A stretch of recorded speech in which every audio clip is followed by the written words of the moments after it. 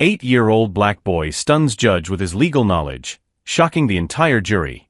The silence in the Brooklyn courtroom was broken when Marcus Johnson, just 8 years old, stood up from his chair and asked permission to speak.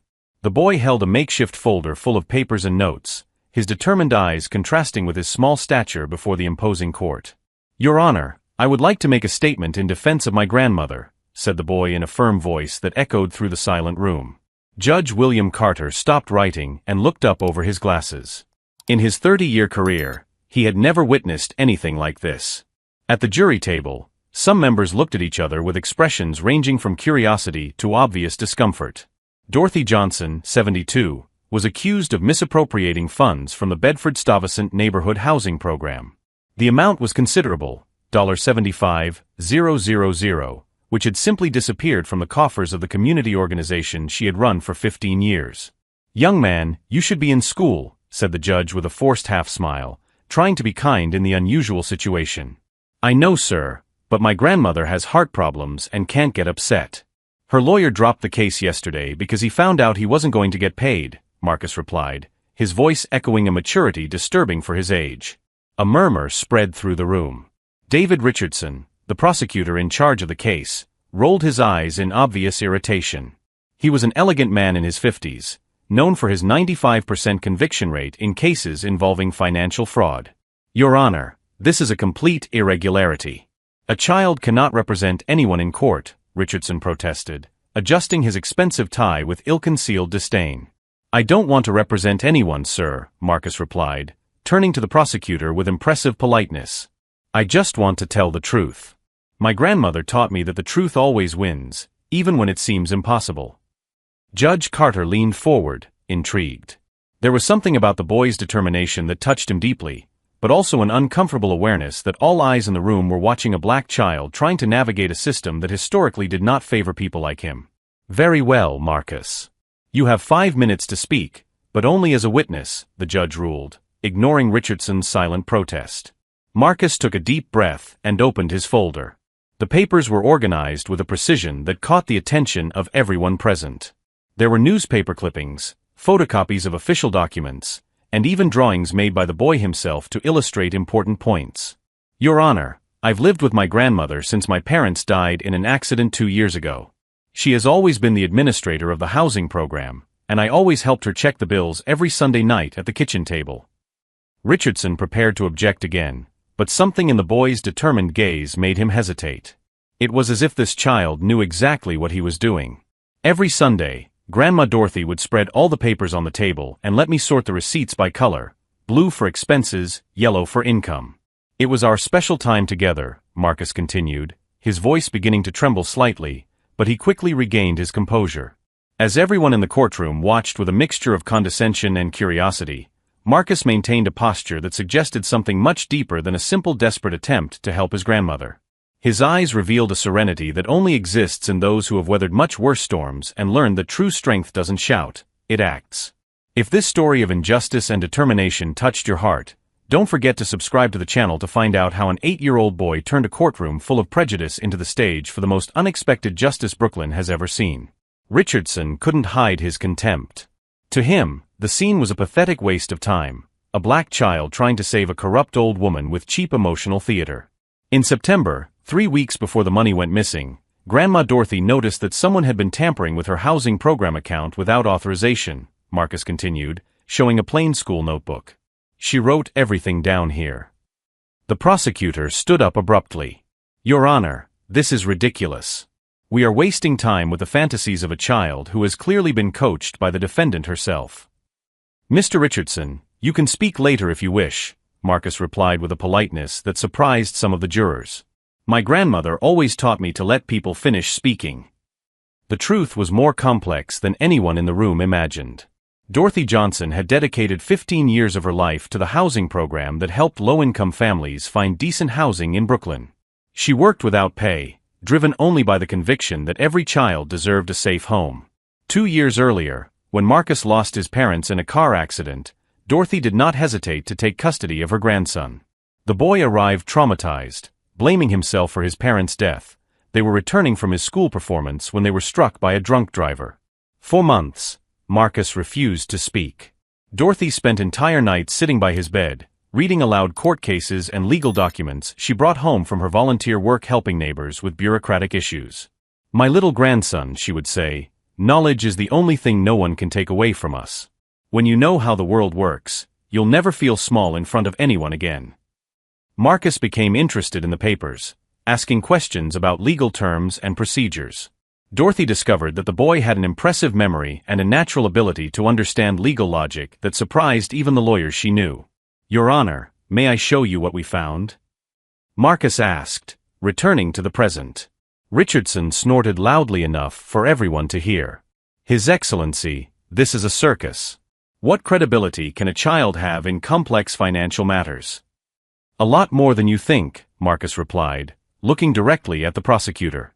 "Especially when that child learned to read legal documents at the age of 6, because it was the only way he could connect with his grandmother after losing his parents." An awkward silence filled the room. Even Richardson seemed momentarily taken aback by the mature response and personal revelation. Marcus approached the judge's bench with a confidence that contrasted dramatically with his age. "Look, on September 12th, $2,500 was withdrawn from the account for emergency roof repairs at the community center. But my grandmother took me there the next day, and the roof was perfect." He showed a photo taken with an old cell phone. This photo was taken on September 13th. "As you can see, there are no signs of recent repairs." Richardson shifted uncomfortably in his chair. He had built his entire case on Dorothy's technical responsibility as administrator, but he hadn't investigated each individual transaction thoroughly. "On September 18th, Marcus continued, another $1,800 for security equipment. But there was never any new equipment at the center. And on September 25th, the withdrawal that caught our attention the most, $3,200 for outside legal counsel." Marcus paused dramatically, his eyes sweeping the room. "But Grandma Dorothy never hired any outside lawyers. She always handled legal matters herself, with the help of lawyer friends who worked pro bono." The people in the jury box began to lean forward, paying closer attention. What had started as curiosity was turning into something much more serious. "Dr. Richardson," Marcus said, turning to the prosecutor, "did you verify that these companies that received the payments actually exist?" Richardson hesitated. It was a simple question, but he hadn't done this basic verification. "The investigation focused on the administrator's responsibility," he replied defensively. "I see," Marcus said with a maturity that was disturbing. "So you assumed that Grandma Dorothy was guilty without investigating who actually stole the money." Each new question from Marcus revealed glaring gaps in Richardson's investigation. The prosecutor was beginning to realize that he had completely underestimated the situation, building a superficial case based on prejudices about an elderly black woman managing public funds. But what Richardson didn't know was that every strategic question Marcus asked wasn't the result of luck or childish intuition. For months, the boy had meticulously studied every aspect of the case, with a determination fueled not only by his love for his grandmother, but by the absolute certainty that the system would try to destroy yet another innocent black family. Each new revelation only strengthened something inside Marcus that his oppressors couldn't see, a silent force fueled by the very injustice they sought to impose, as if each act of contempt were writing its own sentence of defeat. "And there's something strange about these transactions," Marcus continued, pulling another envelope from the folder. "They were all signed by Grandma Dorothy, but she never signed any of these." Marcus showed several sheets comparing signatures. "I learned about handwriting analysis at the public library. Even a kid like me can see they're different. Look, Grandma's real signature has softer strokes, and these are done with really heavy pressure." Richardson rolled his eyes dramatically. "Now we're going to accept handwriting analysis done by a child? That's absolutely ridiculous." "Dr. Richardson," Marcus replied with impressive politeness, "do you have any professional handwriting analysis to prove that these signatures are genuine?" The prosecutor hesitated. This was another basic check he hadn't done. The investigation focused on the most relevant aspects of the case. "I see," Marcus said. "So you have no proof that Grandma Dorothy actually signed these documents." As Richardson struggled to formulate a response, Marcus continued with a confidence that left everyone stunned. For the past 2 months, since he had learned of the charges, the boy had turned his nights into intensive study sessions. The truth was that Marcus wasn't doing it alone. Mrs. Patricia Williams, a a retired librarian and former paralegal, had become his secret mentor. Patricia had worked for 30 years in law firms and immediately recognized the boy's potential when he showed up at the library asking for books on legal procedure. "Marcus," Patricia had said 2 weeks earlier, "you have an exceptional legal mind. But we need to be strategic. In court, they're going to try to disqualify you because you're a child. You need to be 3 steps ahead of them." Together, they had developed a meticulous presentation. Patricia taught Marcus about the order of evidence, how to ask questions that expose flaws in the investigation, and most importantly, how to remain calm in the face of condescending opponents. "But the most important discovery is here," Marcus said, pulling out an official document. "This is a report from the bank showing that on the day the money disappeared, someone called the account at 2:30 p.m. The call lasted 15 minutes. Marcus showed another piece of paper. "And this is the medical record from Brooklyn Methodist Hospital proving that at that exact time, Grandma Dorothy was with me in the emergency room. I was having an asthma attack, and she was there from 1 to 5 p.m. A murmur ran through the room. It was the first concrete and irrefutable evidence that Dorothy could not have made the transaction. Richardson stood up nervously. "Your Honor, these documents were not presented during the discovery phase." "Dr. Richardson," Marcus replied, "did you present any evidence proving that Grandma Dorothy was present when the money was stolen?" Another awkward silence. Richardson had built his entire case on Dorothy's technical responsibility without ever verifying that she was physically present at the time of the crime. "Furthermore," Marcus continued, "did you check the security cameras in the building where the housing program office is located?" Richardson was starting to sweat. The cameras weren't working that day. "Interesting," Marcus said with calculated innocence. "Because I called the security company last week, and they told me the cameras were working perfectly. They even offered to give me the recordings for free to help Grandma Dorothy." The room erupted in murmurs. Richardson realized he was being systematically dismantled by an 8-year-old who had done basic investigative work he had neglected. "How did you get this information?" Richardson asked, his voice betraying a mixture of anger and desperation. "It's simple," Marcus replied. "When you love someone, you do whatever it takes to protect them. I've spent the last 2 months studying this case every day after school." Dorothy, who had remained silent until then, began to cry quietly. Her 8-year-old grandson was fighting for her with a determination and intelligence she had never imagined possible. Judge Carter leaned forward, clearly impressed. "Marcus, how did you learn to organize evidence like this?" "Mrs. Patricia from the library helped me. She worked in law offices for 30 years and said that everyone deserves a fair defense, even when they can't afford one." Richardson realized he had completely underestimated the situation. This wasn't just a desperate child trying to save his grandmother. It was a strategic duo that had investigated the case more thoroughly than his own team.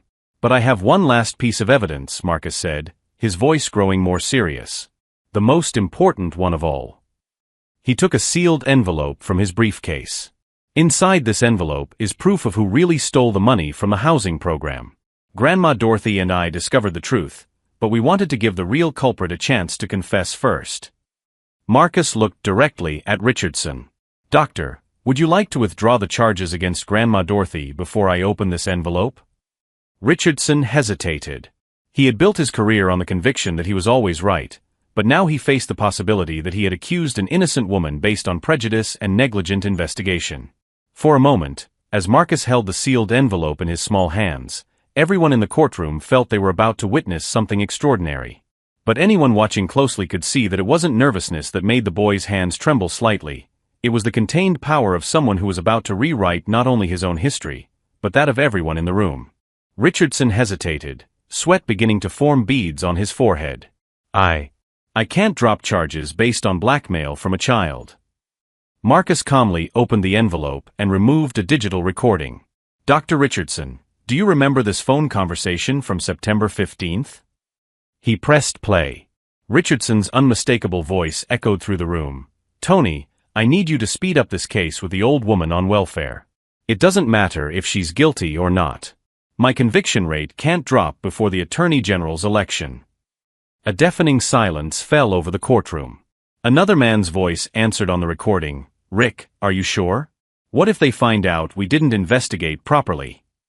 "Who's going to find out? It's a poor old black woman against me.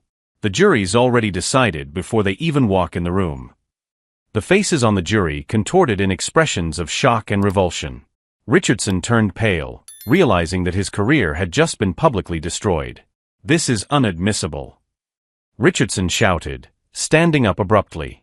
"That recording was obtained illegally." "Actually," Marcus said with impressive calm, "it was obtained legally. Mrs. Patricia taught me about recording laws." This conversation took place on the public office phone, which has clear notices about recording for transparency purposes. Judge Carter was visibly shaken. In his 3 decades on the bench, he had never witnessed such an exposure of procedural misconduct. Marcus continued, "Dr. Richardson, do you also remember this message you sent to Tony 3 days later?" He showed a printout of the text. "The investigation needs to focus solely on the administrator's responsibility. I don't want any detectives wasting time checking companies or signatures. Case closed in 2 weeks, maximum." Indignant murmurs rippled through the courtroom. Jurors looked at each other with expressions of disgust. Richardson's conduct was not just negligent, it was deliberately corrupt. "But the most important evidence," said Marcus, "is in this document." He showed a bank statement. "This is Dr. Richardson's personal account statement. On October 2nd, 3 days after Grandma Dorothy was charged, he received a deposit of $25,000 from a shell company." Richardson tried to speak, but his voice came out as a desperate whisper. That's the same company that received some of the fraudulent payments from the housing program," Marcus added. "You weren't just neglecting the investigation, Doctor. You were protecting your accomplices." The courtroom erupted in murmurs. Richardson had fallen into his own trap. Not only had he accused an innocent woman, but he was directly involved in the corruption scheme. "Mrs. Patricia taught me something important," Marcus said, looking directly at Richardson. "She said that people like you always make the same mistake. You think you can step on those you consider weaker without consequences." Dorothy, who had remained silent throughout the presentation, slowly stood up. "Dr. Richardson, for 15 years I have dedicated my life to helping families find decent housing. You tried to destroy that for money and political ambition." Richardson hung his head, completely defeated. His reputation, career, and political future had been obliterated by an 8-year-old he had completely underestimated. "Marcus," Judge Carter said, his voice shaking with emotion, "in my 30 years on the bench, I have never seen a presentation of evidence as thorough as yours." "Thank you, Your Honor. But I just wanted to clear Grandma Dorothy's name and ensure that true justice was served." The judge turned to the prosecutor. "Mr. Richardson, in addition to the charges against Dorothy Johnson being immediately dismissed, I am ordering that this case be referred for investigation of prosecutorial misconduct and corruption." Richardson tried to stand up to protest, but he staggered. His arrogance had turned to sheer panic when he realized that not only would he lose the case, but he would face a criminal investigation. "Your Honor," Marcus said, "I want everyone to know that I didn't do this out of revenge. I did it for the love of Grandma Dorothy and because every child deserves to see that justice is possible, even when it seems impossible." The courtroom erupted in spontaneous applause. Several jurors had tears in their eyes, not only for Dorothy's proven innocence, but for the powerful demonstration that intelligence and determination can overcome privilege and corruption. As the applause echoed through the courtroom and Richardson was escorted out by security, one question remained. Could it be that this 8-year-old boy had planted seeds of change that would grow far beyond those 4 walls, transforming not only his life but inspiring an entire generation to believe that age, color, or background never define the size of the dreams we can achieve? 6 months after the trial that changed Brooklyn, Marcus was sitting in the front row of the city's law school, not as a student, but as a guest speaker. At age 9, he had become the most famous civil procedure case study of the past 10 years. "True justice," Marcus told an audience of 300 future lawyers, "doesn't happen when you defeat someone. It happens when you protect those you love and teach others to do the same." In the front row, Dorothy smiled proudly. Her health had improved dramatically since the stress of the charges ended. The housing program, now under new transparent management, had received record donations from people inspired by the Johnson family's story of integrity. Richardson, on the other hand, faced a very different reality. After a federal investigation, he had been convicted of corruption, prosecutorial misconduct, and fraud. He lost his license to practice law, faced 2 years in prison, and now worked as an insurance salesman in a small town where no one knew of his shameful past. People ask me if I feel sorry for Dr. Richardson, Marcus continued during the lecture. I do feel sorry for him, sorry for someone who had so much privilege and decided to use it to hurt innocent people. Mrs. Patricia, now officially Marcus' mentor through a university program, was in the audience. Together, they had created a project that taught children from underserved communities about their basic legal rights. The Marcus Project was now operating in 25 Brooklyn public schools, teaching hundreds of children that they had a voice and power. Marcus taught us something fundamental, said the college dean during the presentation. That knowledge without character is dangerous, but character with knowledge can change the world. Marcus's life had been completely transformed. 3 large law firms had already offered him full scholarships for when he reached college age. The national media covered his story, but Dorothy always protected her grandson from excessive spotlight, ensuring that he remained a normal child. The case had inspired significant legislative changes. A bill known as the Marcus Law was passed in New York State, requiring prosecutors to present concrete evidence of the defendant's physical presence at the time of the crime in cases of grand larceny. Other states began to consider similar legislation. At the end of the lecture, a student raised her hand. Marcus, are you going to be a lawyer when you grow up?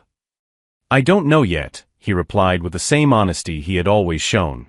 But I know I want to continue helping people understand that they have more power than they realize. Dorothy, now recognized as Brooklyn Citizen of the Year, used her new platform to advocate for reforms in the welfare system. She had been invited to join a city council that oversaw social programs, ensuring transparency and efficiency. My grandson taught me that our age does not define our wisdom, she said in interviews on national television. And our color does not define our ability. Sometimes justice needs to be reminded of its own principles. Richardson tried several times to contact Dorothy to apologize in person, even sending letters from prison. She refused all contact, but not out of spite. She had simply moved on to bigger and more important things. Some wounds, she told Marcus during a conversation, don't need forgiveness for us to move on. They need justice, and we've got justice. In the courtroom where it all happened, Judge Carter had framed the photo from the day of the trial and kept it on his desk as a reminder that true justice can come from the most unexpected places. He became more rigorous in his review of evidence presented by prosecutors, always citing the Johnson case as an example of due process. Marcus remained a normal child, playing basketball at school, watching cartoons on Sundays, and getting into mischief typical of any 9-year-old. But he carried with him a wisdom about justice and determination that impressed adults across the country. The Bedford-Stuyvesant community had been transformed. The housing program now served as a national model, and Dorothy was invited to consult in other cities. Marcus often accompanied her, always carrying his organized binder, now famous among lawyers and law students. During one of these trips, a reporter asked Marcus what his biggest lesson from the case was. I learned that when you're right and you don't give up, the system can be fair. But you have to be prepared to prove you're right. Mrs. Patricia, watching Marcus answer questions with maturity, later commented, "This boy didn't just save his grandmother. He restored my faith that the next generation can fix what our generation broke." The story had set a precedent that other cases followed. Lawyers began citing the Johnson precedent in cases involving procedural misconduct, and law schools included the case in their professional ethics curricula. The difference between being a victim and being a winner, Marcus always said when asked about his secret, is not what happens to you, but what you decide to do next. Grandma Dorothy taught me that knowledge is power, but love is courage. Richardson tried to destroy an innocent family, but ended up destroying only himself, while Marcus and Dorothy emerged stronger, inspiring an entire generation of children to believe that their voices matter. The Johnson family's story proved that age does not define ability, color does not limit potential, and that when love meets knowledge, miracles can happen even in the most unlikely places. Marcus had planted seeds of change that would grow far beyond that courtroom, transforming not only his life but inspiring an entire generation to believe that justice is possible. If this story of justice and overcoming adversity has touched your heart, subscribe to the channel to discover more real stories that prove that the best revenge is not destroying those who hurt you, but building something so great that they could never imagine. What about you? Have you ever had to fight for someone you love against a system that seemed impossible to beat? Leave your own story of determination in the comments. Because as Marcus taught us, every child, and every adult, has more power than they realize when they decide that justice is worth fighting for. Sometimes, True revolution doesn't happen with shouting or violence, but with an 8-year-old boy, an organized folder, and the unshakable belief that truth and love always win in the end.